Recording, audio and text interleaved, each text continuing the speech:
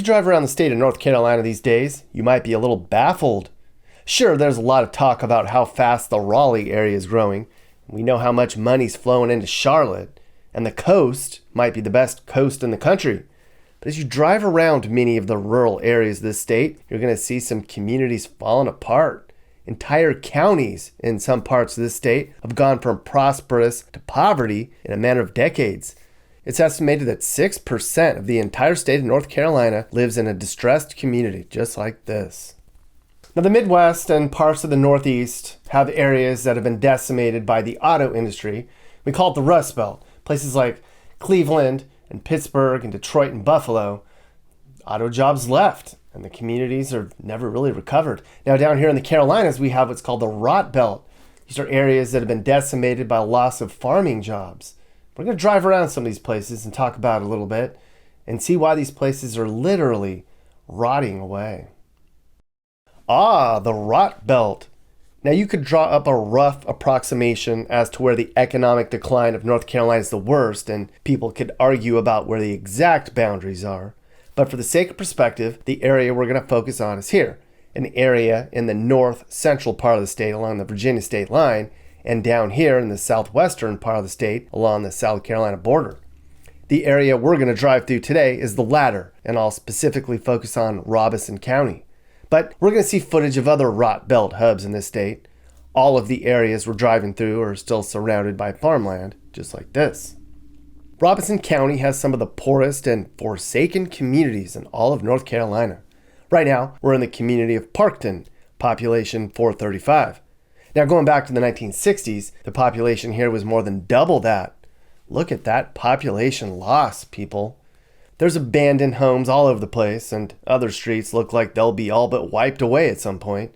It's a patchwork of homes, empty and overgrown lots, abandoned streets, and empty storefronts. About 1 in 4 people here in Parkton lives at or below the poverty line, and that number's going up all the time. A whopping 75% of kids live in poverty here. The folks who live here say it's quiet here, and as you can see, that's certainly the case. There's really not a lot going on here anymore, and it's certainly cheap. As you can see on this map, there's a bunch of houses that are sold here for well under $20,000. Parkton's decaying right before our eyes. Like many other towns in eastern North Carolina, it's a shadow of its former bustling self. The biggest reasons for the decay are a loss of textile mill jobs and a dramatic downturn in tobacco farming. A lot of the textile jobs moved overseas ages ago, and farming in the area has become dominated by large-scale farming operations. At one point, small family farms dominated this fertile land. Not anymore. Then all these big farming corporations move in, and they handle all the farming needs now, mister. Of course, they don't have a connection to the land or the community. They just want to make a profit. But when this happens, the smaller farms go out of business, and with that go lots of jobs. So people leave, and the small businesses go with them. Mom and pops have been replaced by dollar stores and Chick-fil-A's. A lot of people are out of work, and many rely on welfare payments to get by. Others get addicted to drugs and booze. Now, later in the video, we're going to talk to a professor who lives and works in the South, and he's going to offer a lot of perspective on how these communities have declined and what their futures might be. The decline of economic fortunes in places like Parkton have also impacted the region's health outcomes. The average life expectancy for people here is only 73 years, while 100 miles away in Wake County, where Raleigh is, folks live to be about 81 years. A real big difference. Young people here in Robeson County experience a death rate that's 60% higher than the state average, and the homicide rate here is more than triple the state average. There's also a big void when it comes to healthy food options, which is ironic considering the area is surrounded by, well, tens of thousands of acres of vegetable fields. If it wasn't for the churches here, even more people would go hungry. The leaders who manage these communities always try the same things to try to turn things around. You know, asking the state for more money for the struggling schools, asking for more money to attract new businesses, and more money to boost agriculture production. Sometimes they get the money, sometimes they don't, but it doesn't seem to matter what money comes in. The rot belt further rots. Sure, there's nonprofits and government programs in place to help the remaining small-time farmers with grants and to market their goods, but the fact is, so many people in this area have just turned their backs on farming. Many of them forever. And they're not transitioning to white-collar jobs either. Only 12% of the population in this part of the state has a college degree. It's just generational here. Some communities like this have to resort to volunteer firefighters, and some will go months without a police officer until one can be lured in to take the badge. 2 other distressed communities I visited in North Carolina's Rot Belt were Lumberton and Kinston. It's not any better in these communities. In fact, since they're much larger than Parkton, you could say the problem is just worse. I mean, look at how many homes in Lumberton have sold for under $20,000 in the last year. That's not a sign of a boom in town, I'll tell you that. And in nearby Kinston, things are so bad, they're actually knocking down entire blocks because so many people have left. Look at this place. Man, oh man. Maybe there's an opportunity for people to move to these small towns, Nick. You told me a lot of people email you because they want cheap places to live where it's quiet. You know what, Mappy? Maybe you're right. Is there opportunity here? I mean, there are some good pockets in these places. There tends to be a sense of community here. The infrastructure's here, and there's internet. There's cheap land, that's for sure. Maybe we should think about redefining what makes a good place to live. Maybe these small towns are all that's left in America for people who want affordability and some space. I bet there aren't any riots or homeless camps in these places, huh, Mappy? Something to think about, that's for sure. But for now, let's bring in an expert who can help lend some perspective on what these communities are going through. I'll call him now. Okay, guys, so right now we have a special guest that's going to talk about this with us. He's a professor of economics and finance at Birmingham Southern College, and he's the author of the textbook Basic Economics. It's Dr. Paul Cleveland. How's it going, Paul? I'm doing well, Nick. I'm excited to be with you and to talk about some of these things today. Yeah. So in your book, you've advocated for limited government. And, you know, I'm doing a video on small town economics and how the farming communities have been impacted by changes in federal policy and just the day-to-day life of a farmer. And how have federal policies that regulate agriculture impacted small communities in the South like this? Well, you know, it really began a long time ago. Kind of the first thing that government did, and this was in the middle of the 19th century with the land grant programs, a lot of immigration, and they were virtually giving away land out in the Midwest. And so you had all sorts of people going out there to get the land and become farmers. At that point, what happened was, you know, that displaced a lot of farmers in the East. And they turned a lot of their land back over to forestation instead of continue on in farming.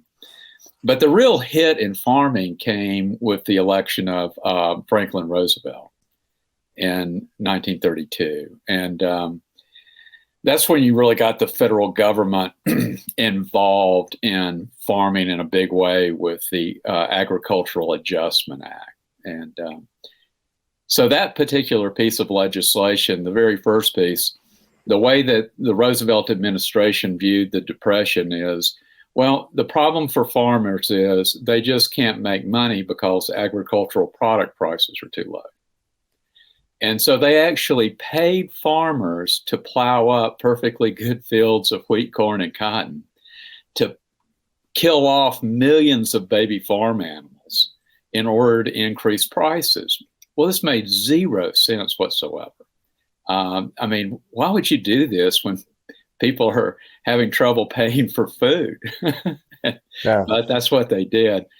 So like you have these little communities all over the South that were former tobacco and cotton hubs, manufacturing and textiles as well.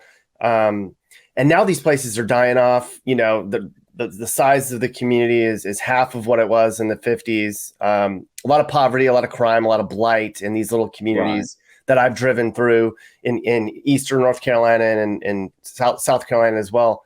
What's the main, who's to blame for this? Is it big scale farmers that have bought up all the small farms and now there's no farming jobs? Is it the government getting involved and killing off?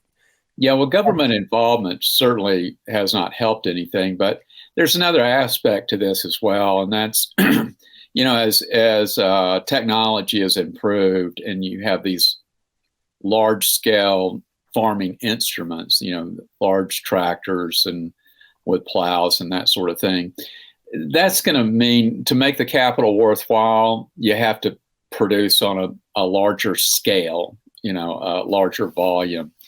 And so to a degree, to the extent that it's technology driven, some of this was bound to happen, where you just don't need as many people involved in agricultural enterprises as you once did. So that is part of it. And then once again, these rules and regulations that prevent you from making a go of it. Once you try to sell a product, even if you've got a small farm and you just want to grow some stuff and you produce more than you'll use, well, you can't go out and sell it because all of a sudden you fall under agricultural department regulations and it's illegal. And so that's a problem too, that for, you just can't do it. And so without, coming under the rule of some government bureaucrats somewhere that are going to shut you down. So and I don't want to misinterpret your research nor the world of economics. So correct me if I'm wrong in my interpretation, but you've written about the merits of free enterprise and free trade and individual responsibility. But then we have small towns and dying off communities as a result of free trade and individual responsibility and free enterprise. So is this like a survival of the fittest thing? And these towns just need to figure out a way to adapt and create a new way to survive? Is that what we're looking at here? Well, no, not necessarily. I think we haven't really had free enterprise in America for, a very long time. In fact, we've been steadily moving away from having the freedom to produce and trade on terms that we find best for us. And so, I think what's happened is, and what has caused a lot of the blight is the more and more people have succumbed to thinking about government as a provider, the less entrepreneurial people have become. And that's, for me, that's the big problem. And I think maybe a lot of people feel like they can't do it anymore because, because they don't, all these rules and regulations that the government comes up with, it's just mammoth. It's like our government's this Leviathan with its tentacles everywhere. And, if you're an entrepreneur, how do you deal with all that? And so a lot of people never get started and never really break out of that mold. And they think that government somehow is capable of bringing about, prosperity. And typically governments don't bring prosperity. It's individual people doing work who bring prosperity to places.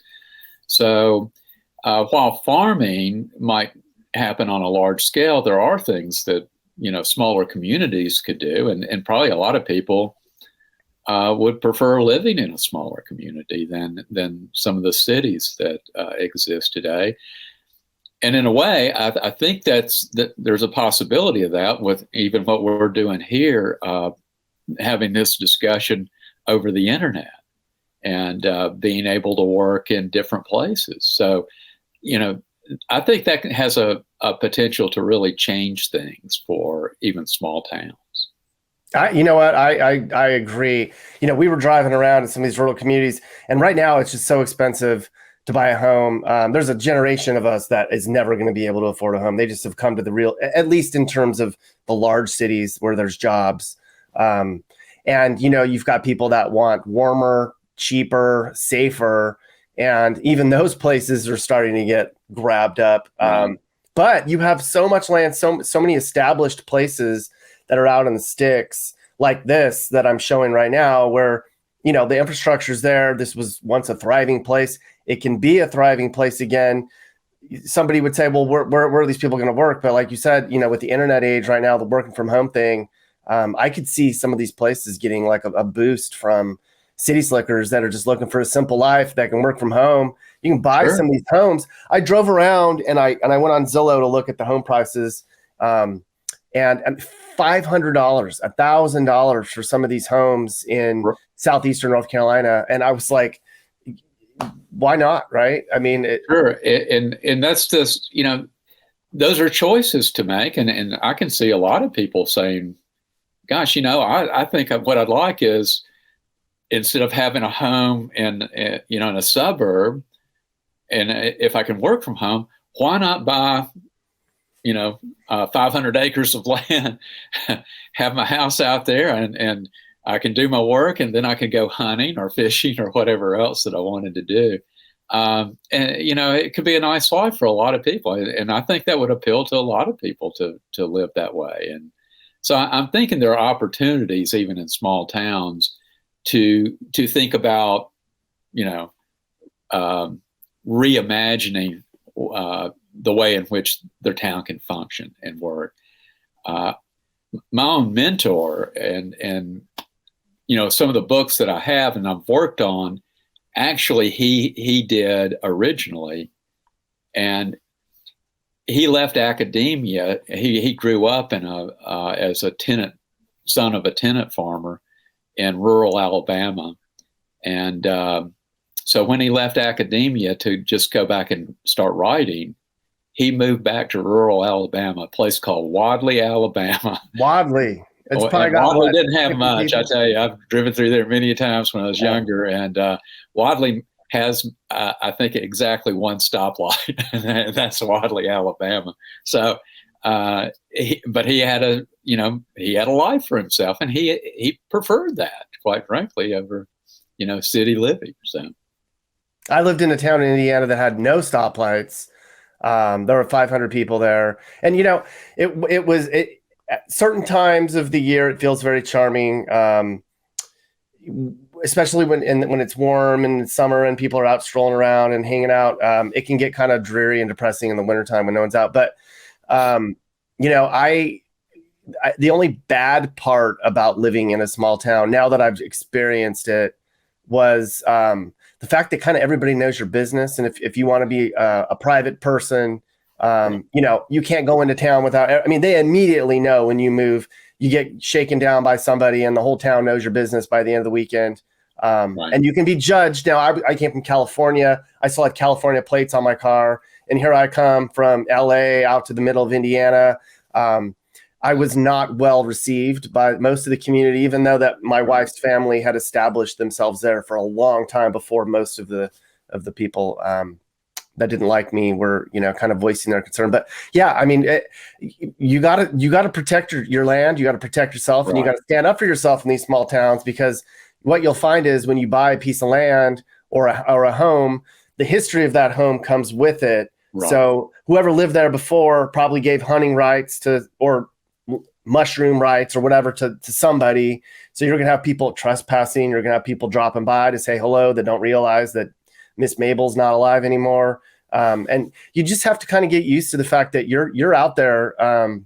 Your business is on the streets, and you got to just, stand up for yourself and hold yourself accountable and just kind of say, like, just own it, and not. But I think that's the only bad part about living in a small town, really. Yeah. No, excellent points, I think, because a lot of the people who are there have been there forever. So from an economist standpoint, what would you envision it taking to take small, rural, poor, kind of beat up towns in the South that were former agriculture hubs, and making them into a destination for families that would, what is it, just building the infrastructure up? Is there more to consider? It sounds too good to be true. Well, I think there is more. I think a lot, I was talking with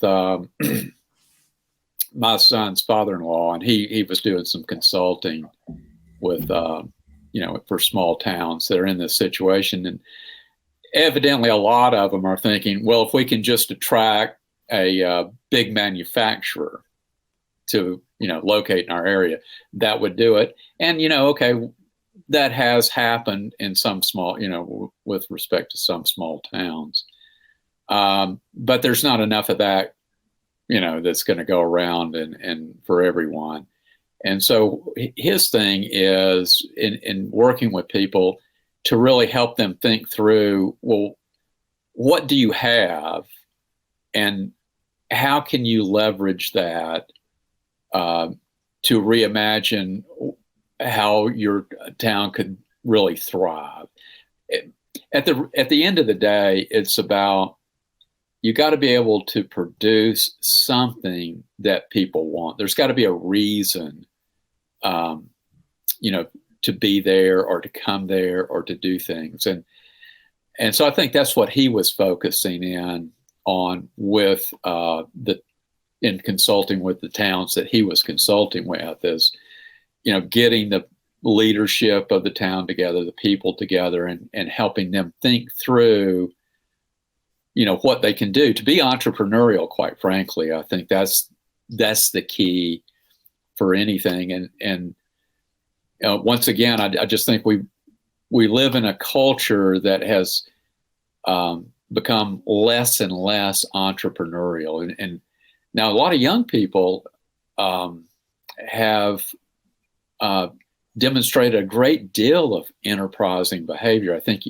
things like Uber and Lyft and, these Airbnb exercises, and they're thinking outside the box about business plans that we really wouldn't have ever thought of beforehand. And so I think that has a lot to do with, can they be successful and can they rebuild and can those communities thrive in a new environment?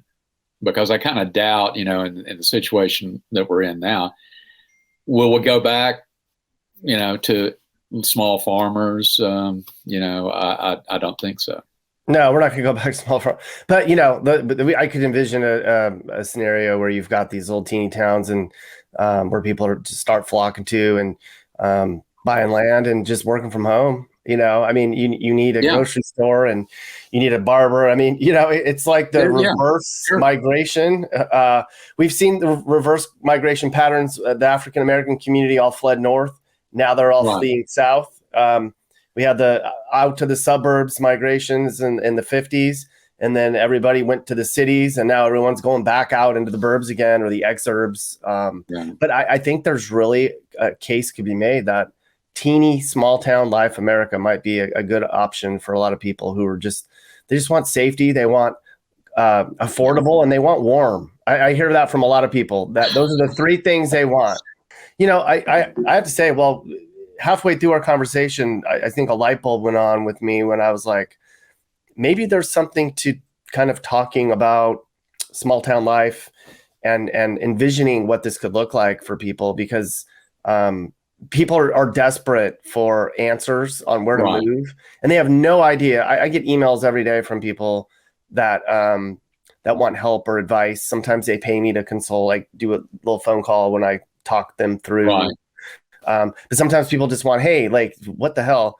And my option is always there's 5 or 6 pretty nice areas left that aren't too crowded, that aren't too expensive. But after that, I don't know what to tell them.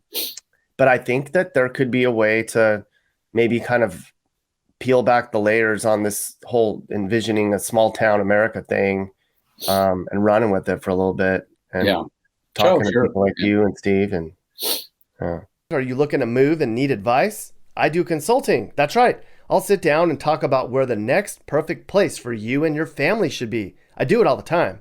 Together, let's find you a new home that's safe and checks all your boxes. You can get my email in the description to find out how I can help you find your perfect relocation. And I can also help you find your new house too. Email me and I'll work with you on not just helping you figure out where to move, but I can help you find your perfect home too. That's right. I know awesome, reliable agents all over the country, and I'd love to connect you to somebody who can help you search for that perfect home. Hey everyone. So it's pretty clear by now that elected leaders aren't going to help you. If you don't like what you saw in this video, demanding change won't work. You're going to have to do it on your own. If you want to be safe and want your community to be a place where people want to live, you're going to have to clean the place up yourselves. You're going to have to work with your friends and neighbors to lower crime. Politicians clearly don't care as much anymore. It's up to us. This is Sage, Nick's manager. This has been a Corner House Entertainment production.